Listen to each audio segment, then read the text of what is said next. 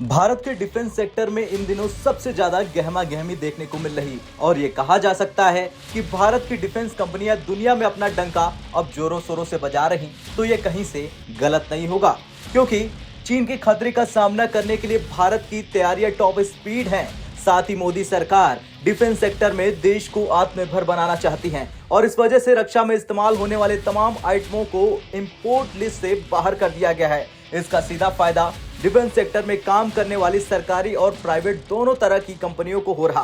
खास तौर पर समुद्री ताकत को मजबूत करने पर सरकार लगातार जोर दे रही और इस कड़ी में नए शिप और सबमरीन बनाने के प्रोजेक्ट दिए जा रहे हैं। इसका फायदा इस सेक्टर में काम कर रही मझगांव डॉक शिप बिल्डर्स को मिल रहा है और इस शेयर ने बीते वक्त इन्वेस्टर्स को तगड़ा रिटर्न भी दिया है।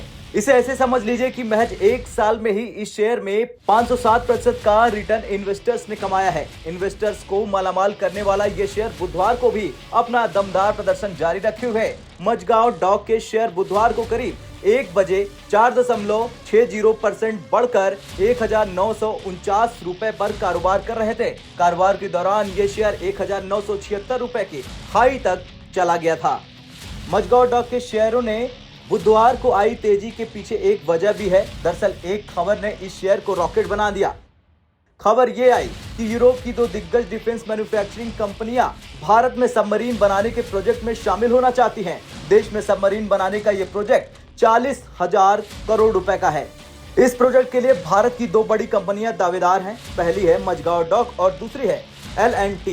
जर्मनी की थॉयसन-क्रफ्ट AG मुंबई की मझगांव डॉक के साथ मिलकर इस कॉन्ट्रैक्ट की बोली दाखिल कर रही है, जबकि स्पेन की नेवेंटिशा L&T के साथ मिलकर इस बोली में हिस्सा ले रही। जुलाई में जब इस टेंडर का ऐलान किया गया था, जब रक्षा मंत्रालय ने कहा था कि वे भारतीय शिपयार्ड्स को टेक्नोलॉजी ट्रांसफर की उम्मीद कर रहे हैं। रूस की यूक्रेन के जंग के चलते भारत को रक्षा हार्डवेयर की सप्लाई में अड़चनें आ रही हैं और इसके चलते भारत रूस का एक अल्टरनेटिव तैयार करना चाहता है।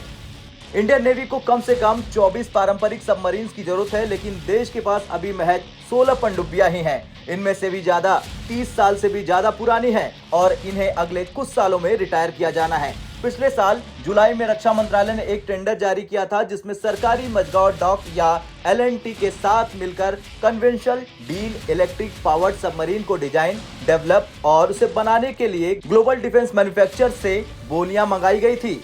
जाहिर है, भारत की सबमरीन के 40,000 करोड़ रुपए के प्रोजेक्ट मिलने की आस में मझगांव डॉक के शेयरों में तेजी आई है। इस साल अब तक ये शेयर 147% बढ़ चुका है। अगर पिछले 5 साल का रिटर्न देखें तो ये शेयर 1059% चढ़ चुका है। यानी इन्वेस्टर्स के लिए ये शेयर मल्टीबैगर साबित हुआ है। डिफेंस सेक्टर में नेवी शिप्स और सबमरीन पर सरकार के बड़े ऑर्डर दिए जाने के चलते मझगांव डॉक की ऑर्डर बुक में इजाफा होने की उम्मीद है।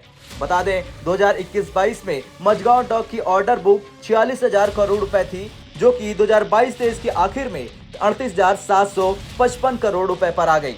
खैर, जाहिर सी बात है कि नई सबमरीन के ऑर्डर मिलने की उम्मीद मझगांव डॉक के शेयर तेजी से दौड़ रहे हैं, लेकिन देखने वाली बात यह होगी कि क्या आगे भी इन शेयरों में तेजी से उछाल जारी रहेगी या फिर नहीं, और क्या भारत का रक्षा क्षेत्र में डंका अब जोरों शोरों से बज रहा या फिर नहीं, ये आप कमेंट कर जरूर बताएं। ब्यूरो रिपोर्ट, भारत तक।